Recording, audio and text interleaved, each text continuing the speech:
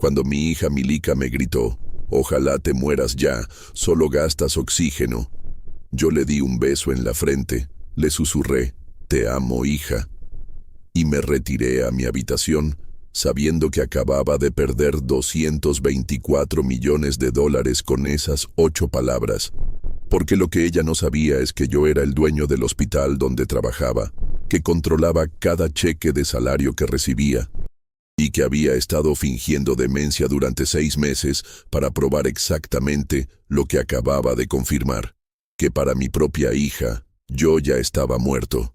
4 días después, cuando mis documentos legales se hicieron públicos, Milika me llamó 73 veces en una sola noche, llorando desesperadamente. «Papá, no sabía, perdóname para esto, pero era demasiado tarde».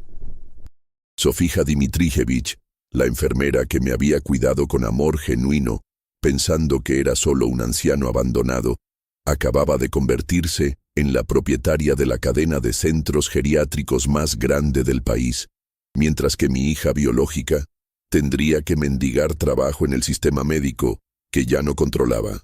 Pero para entender cómo llegué a fingir mi propia muerte mental para desenmascarar el corazón de mi familia, necesito contarles una historia que comenzó hace 35 años, cuando un refugiado de Macedonia llamado Radoslav Markovic llegó a este país con su esposa Dragana y su bebé Milika, sin saber que construiría un imperio silencioso que su propia hija usaría para desearle la muerte. Llegamos en 1989, escapando de la inestabilidad política que estaba desgarrando Yugoslavia. Yo había sido supervisor de mantenimiento en un hospital estatal en Skopje, donde había aprendido no solo sobre sistemas eléctricos y plomería, sino también sobre las necesidades operacionales complejas de las instalaciones médicas. Dragana era enfermera registrada con 15 años de experiencia en cuidados geriátricos. Los primeros años fueron de supervivencia pura. Yo trabajaba como jardinero y encargado de mantenimiento en hospitales privados, ganando apenas lo suficiente para pagar el alquiler de nuestro apartamento de una habitación. Dragana trabajaba turnos nocturnos en un hogar de ancianos mientras cuidaba a Milika durante el día. Dormíamos en turnos para asegurar que nuestra hija siempre tuviera supervisión. Durante esos años iniciales en hospitales y hogares de ancianos, yo veía problemas sistemáticos que me rompían el corazón. Ancianos abandonados por familias que los consideraban cargas financieras, personal sobrecargado que no podía dar atención personalizada, instalaciones deterioradas que no proporcionaban dignidad básica a personas en sus años más vulnerables. Dragana compartía mi frustración. Me contaba historias de pacientes que lloraban por la falta de visitas familiares, de familias que discutían sobre cuándo se va a morir para recibir herencias, de hijos que veían a sus padres como obstáculos para sus ambiciones financieras. Nos prometimos que algún día crearíamos un lugar donde los ancianos fueran tratados con el amor y respeto que merecían. Con nuestros ahorros de 5 años, abrimos nuestro primer pequeño centro de cuidado de ancianos en 1996. Era una casa modesta que compramos y convertimos para alojar 6 residentes. Pero desde el primer día, nuestro enfoque era completamente diferente. Cada residente era tratado como familia. Cada necesidad era atendida con paciencia. Cada día era estructurado para mantener dignidad y propósito. Milika creció en este ambiente, jugando con los residentes ancianos que se convirtieron en sus abuelos adoptivos. Durante sus años de primaria, ella ayudaba sirviendo comidas, leyendo libros a los residentes y aprendiendo que cuidar a los mayores era una responsabilidad sagrada, no una carga. Sin embargo, desde el inicio estructuré nuestro negocio a través de múltiples entidades legales. Las regulaciones para instalaciones de cuidado médico son extremadamente complejas, especialmente para inmigrantes que necesitan licencias especiales, certificaciones de personal y cumplimiento con cientos de códigos de salud y seguridad. Para proteger nuestras operaciones y optimizar nuestras obligaciones fiscales, cada nueva instalación era registrada bajo una corporación separada. Nuestro primer centro fue tan exitoso que las familias de otros ancianos comenzaron a pedirnos que expandiéramos. Durante los siguientes años, compramos y convertimos 3 casas más, cada una especializada en diferentes niveles de cuidado, desde residentes independientes hasta pacientes con demencia avanzada. Para cuando Milica llegó a la secundaria, nosotros operábamos 6 centros de cuidado y habíamos establecido un servicio de enfermería domiciliaria que proporcionaba cuidado médico en casas particulares. Pero debido a nuestra estructura legal compartimentalizada, Milica solo veía partes individuales del negocio. Para ella, nosotros teníamos algunos hogares de ancianos pequeños que nos daban una vida cómoda pero modesta. Milica decidió estudiar enfermería, inspirada por las historias de Dragana sobre ayudar a pacientes vulnerables. Durante sus años universitarios, ella trabajaba medio tiempo en nuestros centros, aprendiendo técnicas de cuidado geriátrico y desarrollando habilidades que pensábamos la convertirían en nuestra sucesora natural en el negocio familiar. Durante los años universitarios de Milica, yo seguí expandiendo agresivamente, pero silenciosamente. Había adquirido 2 hospitales privados pequeños que estaban luchando financieramente. Había establecido mi propia empresa de suministros médicos y había empezado a comprar propiedades inmobiliarias específicamente para convertirlas en instalaciones geriátricas modernas. Mi estrategia era integración vertical completa en el sector de cuidado geriátrico. Controlaba las instalaciones donde vivían los ancianos, los hospitales donde recibían tratamiento agudo, los servicios domiciliarios que los apoyaban en casa, los suministros médicos que necesitaban y hasta los servicios de transporte médico que los conectaban con atención especializada. Para cuando Milica se graduó, yo controlaba 14 centros de cuidado geriátrico, 3 hospitales, una empresa de suministros médicos, una compañía de servicios de enfermería domiciliaria y una flota de vehículos de transporte médico. El imperio valía aproximadamente $280 millones, pero Milica creía que yo tenía algunos negocios pequeños de cuidado de ancianos. Milica consiguió trabajo como enfermera en uno de los hospitales que yo controlaba, Metropolitan Health Center, pero ella no sabía que era mi propiedad.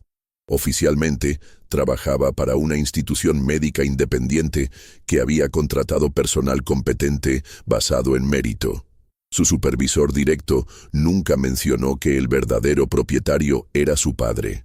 Durante sus primeros años como enfermera, Milica desarrolló una especialización en cuidados intensivos geriátricos. Era competente y compasiva con sus pacientes, exactamente lo que yo había esperado ver. Pero también noté que empezaba a desarrollar actitudes cínicas sobre las familias de pacientes ancianos. Milica me contaba historias sobre hijos que nunca visitaban a sus padres hospitalizados, sobre familias que discutían sobre cuándo desconectar los equipos para ahorrar dinero, sobre parientes que veían el cuidado médico como gasto innecesario en lugar de inversión en dignidad humana. Pero lo que me preocupaba era que ella parecía estar desarrollando las mismas actitudes hacia mí. A los 5 años de trabajar como enfermera, Milica conoció a Darko Petkovic, un contador que trabajaba para una firma que auditaba instituciones médicas. Darko había llegado al país 5 años después que nosotros y tenía una actitud muy pragmática hacia el dinero y las obligaciones familiares. Desde el primer día que conocí a Darko, sentí su actitud calculadora hacia las relaciones familiares. Cuando le dije que tenía negocios de cuidado de ancianos, inmediatamente empezó a hacerme preguntas sobre márgenes de ganancia, sobre eficiencias operacionales y sobre estrategias para maximizar ingresos por residente. Darko veía el cuidado geriátrico únicamente como industria de servicios, no como vocación de compasión. Me explicó que había auditado docenas de instalaciones geriátricas y que había identificado oportunidades significativas para reducir costos eliminando servicios no esenciales como actividades recreacionales, terapia física y programas de enriquecimiento social. Pero Milica estaba enamorada y nosotros queríamos su felicidad. Cuando nos dijeron que se iban a casar, Dragana y yo gastamos $40,000 en una boda hermosa. Era dinero que habíamos estado ahorrando para expandir nuestros servicios domiciliarios, pero queríamos que Darko viera que valorábamos su unión con nuestra hija.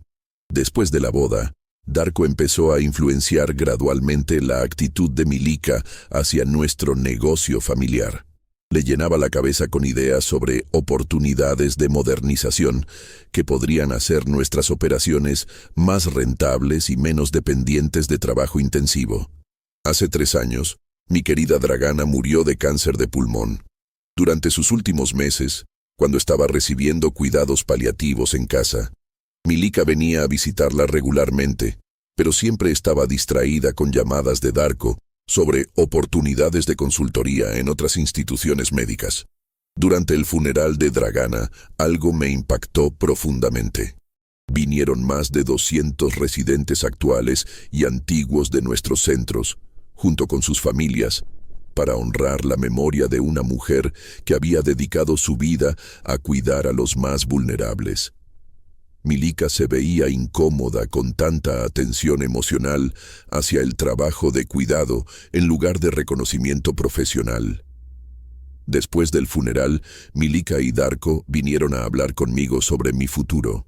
Me dijeron que estaban preocupados por mi capacidad de vivir solo a los 64 años y que habían estado discutiendo opciones apropiadas para asegurar que yo recibiera cuidado adecuado mientras envejecía.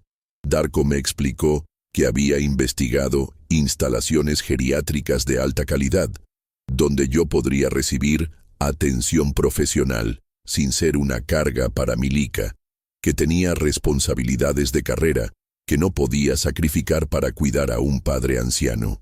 Me estaba sugiriendo básicamente que me pusiera en un hogar de ancianos para liberar a Milica de obligaciones familiares. Le expliqué que yo me sentía perfectamente capaz de vivir independientemente, que tenía mi trabajo, mis negocios y mi salud.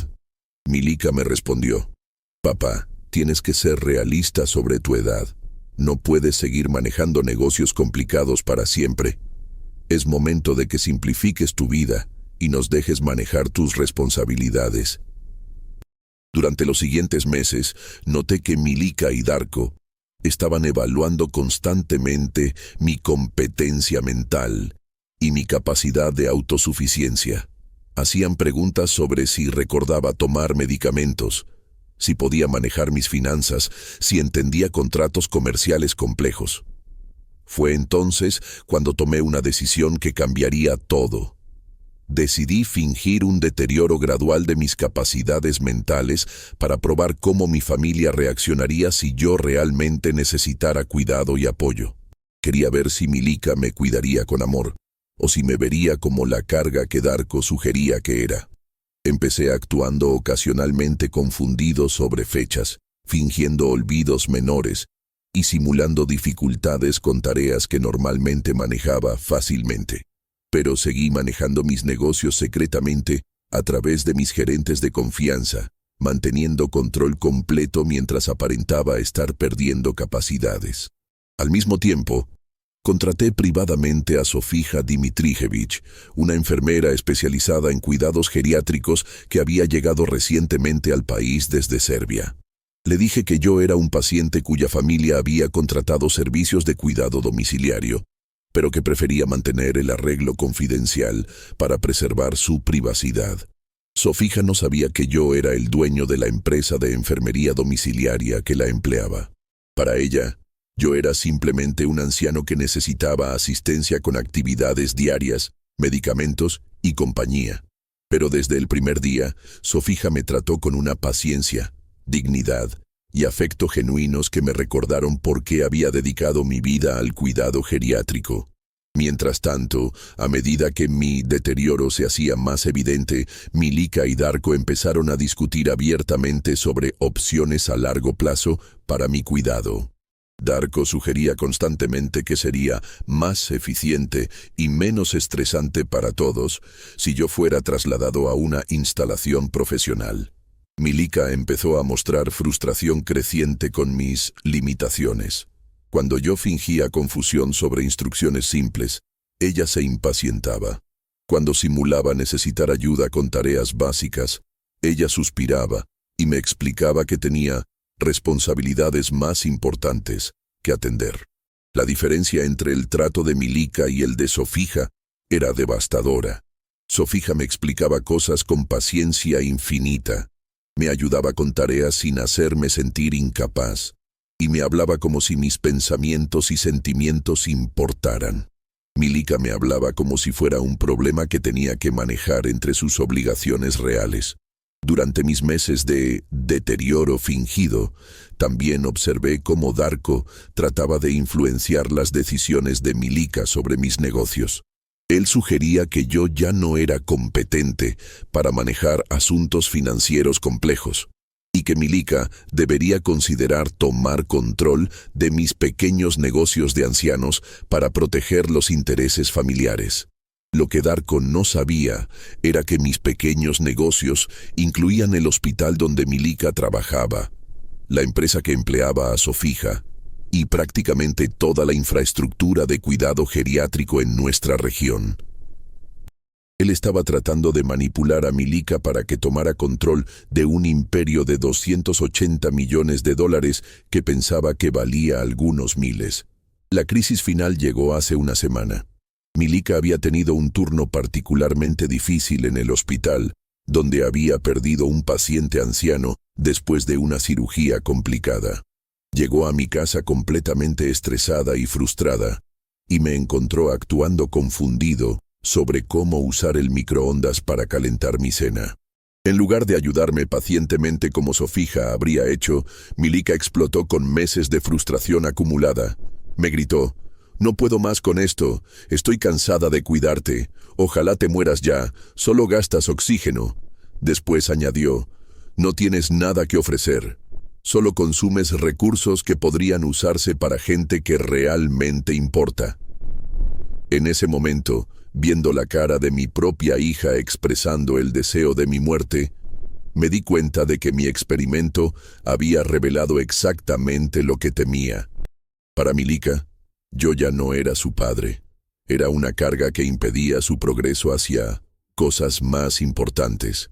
Le di un beso en la frente, le susurré: «Te amo, hija», y me retiré a mi habitación. Milika se fue de la casa sin disculparse, sin explicar sus palabras, sin mostrar ningún remordimiento por haber deseado públicamente mi muerte. Esa noche, llamé a Božidar Stanković, el abogado que había manejado todas las estructuras legales de mis empresas durante 20 años. Le dije: «Božidar, quiero reestructurar completamente la propiedad de todas mis empresas de cuidado médico. Es momento de transferir control a alguien que realmente entiende el valor de la vida humana. Antes de contarles lo que decidí hacer, necesito pedirles algo. Si esta historia les está tocando el corazón como espero, les pido que apoyen a este canal que me ha permitido venir aquí a contar mi historia. Esto es más común de lo que parece, y apoyando a este canal, ayudan a que más personas como yo puedan traer sus historias al mundo narradas por este precioso canal. Solo tienen que darle al botón negro de suscribirse si aún no lo han hecho». Al día siguiente, Božidar llegó a mi casa con todos los documentos legales necesarios. Le expliqué que quería transferir el 80% de todas mis empresas de cuidado geriátrico directamente a Sofija Dmitrievich, manteniendo 20% para Milika como herencia familiar reducida. Božidar me advirtió que esto era una decisión muy drástica que tendría consecuencias familiares permanentes. Le expliqué toda la situación, cómo había fingido deterioro para probar el carácter de mi familia, cómo Milika había expresado deseos de mi muerte cuando pensó que yo era una carga, cómo Sofija había demostrado el tipo de compasión genuina que había motivado toda mi carrera en cuidado geriátrico. Le pedí a Bojidar que estructurara la transferencia de manera que Sofija recibiera control operacional inmediato del 80% de mis 14 centros geriátricos, 3 hospitales, empresa de suministros médicos, servicios domiciliarios y todas las propiedades relacionadas. También le pedí que preparara una carta explicando que mi deterioro mental había sido una actuación diseñada para evaluar cómo mi familia me trataría si realmente necesitara cuidado, y que los resultados habían determinado quién merecía controlar el legado que había construido. El Empire que había construido durante 35 años valía $280 millones. Sofija se convertiría en propietaria mayoritaria de 224 millones, mientras que Milica conservaría 56 millones como herencia reducida, pero perdería su trabajo en el hospital, que ya no podría controlar. La documentación legal era compleja porque tenía que consolidar todas las entidades que había creado durante décadas para mantener operaciones compartimentalizadas. Bojidar trabajó durante 3 días preparando todos los contratos, escrituras y documentos de transferencia que revelarían por primera vez el alcance completo de mi imperio geriátrico. El lunes por la mañana firmé todos los documentos. En una sola sesión de firmas, Sofija Dimitrievich se había convertido en la propietaria mayoritaria del sistema de cuidado geriátrico más grande de la región, mientras que Milica había pasado de ser heredera completa a empleada sin trabajo en el hospital que ya no controlaba. Ese mismo día, le dije a Sofija sobre la transferencia mientras le explicaba que mi demencia había sido una actuación. Su reacción inicial fue de shock completo y preocupación genuina. Me dijo: «Señor Radoslav, esto es demasiado. Yo no sabía quién era usted realmente. No puedo aceptar esto si va a causar problemas con su familia». Le expliqué que la decisión no era sobre causar problemas, sino sobre reconocer quién había demostrado los valores de compasión y dignidad que habían motivado toda mi carrera. Le dije: «Sofija, durante 6 meses tú me trataste como si mi vida tuviera valor, incluso cuando pensabas que yo era solo un anciano confundido. Milica me trató como si mi muerte fuera un alivio». Sofija aceptó la responsabilidad con la humildad y seriedad que yo esperaba. Me prometió que protegería y expandiría el legado de cuidado geriátrico que habíamos construido, que mantendría los valores de dignidad y compasión que yo había establecido, y que usaría su nueva posición para mejorar la vida de ancianos vulnerables en toda la región. El martes por la tarde, Bojidar se reunió con Milica para informarle sobre los cambios en la estructura de propiedad y para revelarle el alcance real del imperio geriátrico que yo había construido. También le entregó la carta explicando que mi deterioro había sido una prueba de carácter que ella había reprobado dramáticamente. Milica leyó los documentos con cara de incredulidad total, dándose cuenta por primera vez de que había estado trabajando en un hospital propiedad de su propio padre y de que había perdido $224 millones por desear la muerte del hombre que había construido todo lo que ella tenía.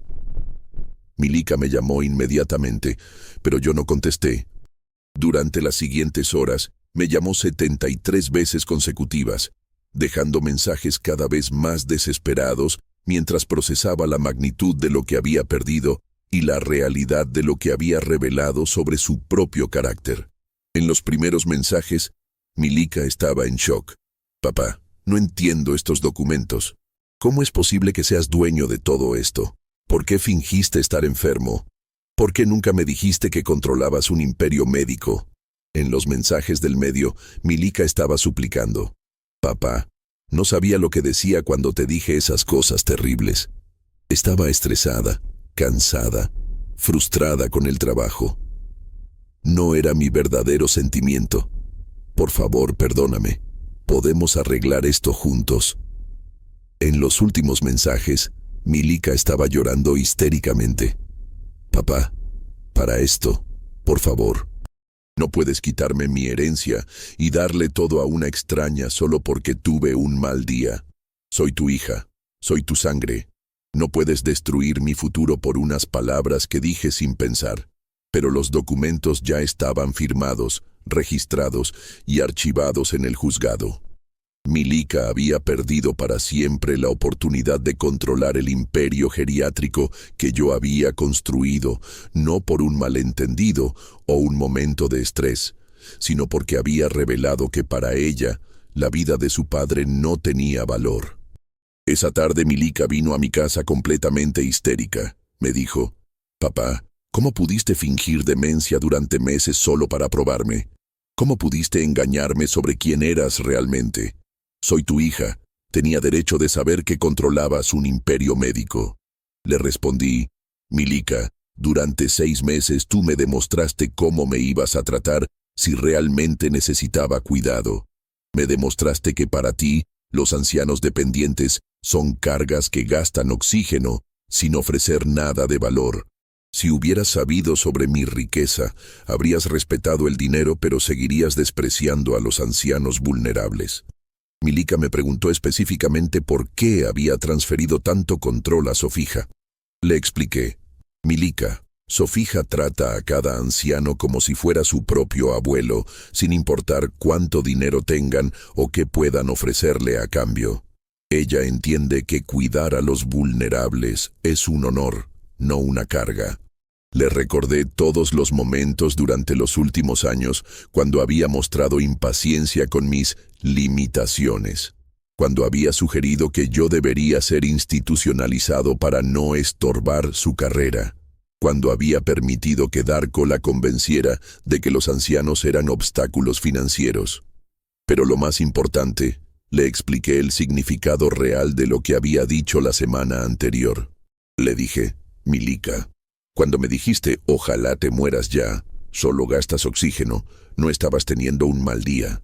Estabas revelando lo que realmente pensabas sobre el valor de la vida de tu padre anciano».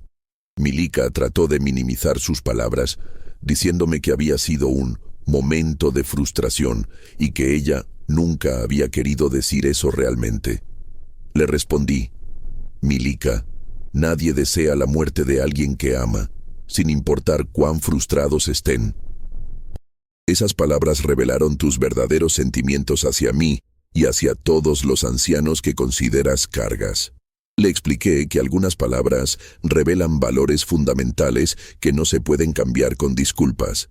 Le dije, «Milika, cuando alguien te dice que desea que te mueras porque solo gastas oxígeno, te está diciendo que tu vida no tiene valor. Yo no puedo confiar el cuidado de miles de ancianos vulnerables a alguien que ve sus vidas como desperdicio de recursos». Sin embargo, le aclaré que no la estaba excluyendo completamente. Como propietaria del 20% de las empresas, seguiría recibiendo dividendos sustanciales por el resto de su vida. Pero el control operacional estaría en manos de alguien que había demostrado entender el valor sagrado de cada vida humana. Sobre su trabajo en el hospital, le expliqué que había perdido su posición porque ya no podía confiar en que tratara a pacientes ancianos con la dignidad que merecían. Le dije, «Milika, si tú piensas que yo solo gasto oxígeno, ¿cómo puedo estar seguro de que no piensas lo mismo sobre los pacientes de 80 años que llegan a emergencias?» Los siguientes días fueron caóticos para Milika y Darko. Darko estaba furioso al darse cuenta de que había estado manipulando a Milika para que tomara control de un imperio que ahora estaba fuera de su alcance. También había perdido sus contratos de auditoría con mis empresas, que habían sido una fuente importante de ingresos para su firma. Milika tuvo que enfrentar la realidad de que había perdido no solo una herencia masiva, sino también su carrera en el campo médico. Ningún otro hospital en la región estaba dispuesto a contratar a alguien que había sido despedida del sistema más prestigioso, especialmente después de que se supiera que había deseado la muerte de su propio padre. Darko trató de contactarme para mediar la situación, pero le expliqué que su influencia sobre Milika había sido parte del problema. Él había sido quien le había enseñado a ver a los ancianos como cargas financieras en lugar de personas con dignidad inherente. Sofija comenzó oficialmente sus nuevas responsabilidades como directora ejecutiva de todas nuestras operaciones geriátricas. Su primera decisión fue establecer un nuevo protocolo de capacitación que enfatizaba que cada residente, sin importar su condición mental o física, debía ser tratado con amor y respeto incondicionales. Durante los siguientes meses, Milika trató múltiples veces de reconciliarse conmigo. Venía a mi casa con cartas de disculpa. Me explicaba que había estado temporalmente influenciada por el estrés de su trabajo. Me suplicaba que le diera una segunda oportunidad para demostrar que había cambiado. Pero yo había aprendido que hay diferencias fundamentales de carácter que no se pueden cambiar con disculpas. Milika había revelado que para ella, los ancianos dependientes eran cargas sin valor, y esa revelación no podía deshacerse con explicaciones sobre estrés laboral. Un día, Milika me dijo algo que confirmó mi decisión. «Papá, acepto que me porté mal contigo, pero tienes que entender que cuidar ancianos es trabajo muy difícil. Es natural que las personas se frustren cuando tienen que lidiar con esas situaciones constantemente». En esa frase, Milika reveló que seguía viendo el cuidado geriátrico como lidiar con situaciones en lugar de servir a personas. No había entendido fundamentalmente por qué sus palabras habían sido tan devastadoras. Sofija, por el contrario, demostró ser una líder excepcional. Expandió nuestros programas de actividades para residentes, mejoró los protocolos de cuidado médico y estableció nuevos estándares de capacitación que garantizaban que cada empleado entendiera la dignidad inherente de cada persona mayor. Bajo el liderazgo de Sofija, nuestras instalaciones se convirtieron en el modelo nacional para cuidado geriátrico de calidad. Las listas de espera para nuestros centros crecieron exponencialmente, no porque fuéramos los más caros, sino porque las familias sabían que sus seres queridos serían tratados con amor genuino. Después de un año bajo la nueva estructura, decidí revelar públicamente mi identidad y explicar por qué había fingido demencia.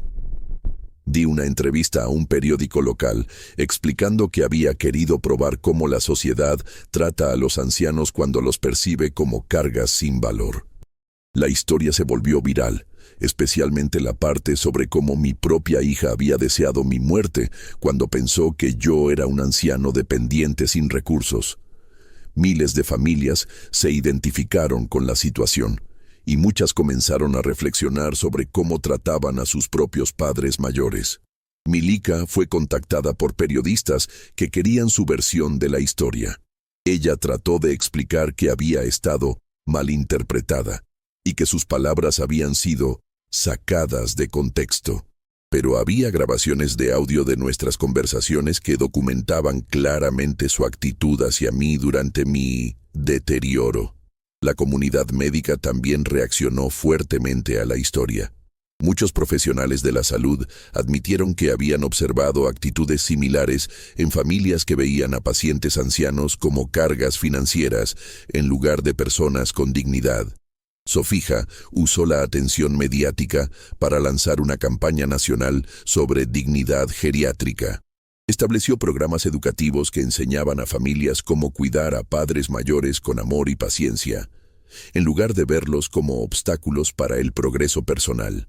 Esta experiencia me enseñó que el verdadero carácter de las personas se revela cuando piensan que están tratando con alguien vulnerable sin poder.